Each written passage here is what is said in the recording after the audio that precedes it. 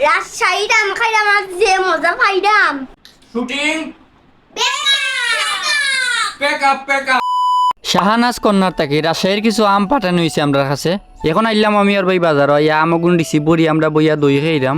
দই খাইয়া আমর কার্টনটা লইয়া এখন যাইলাম কি আমরা বাড়িতে দেখি বাকার আইতে গেছে এর লাগি আজকে আর আম আনবক্সিং করছি না।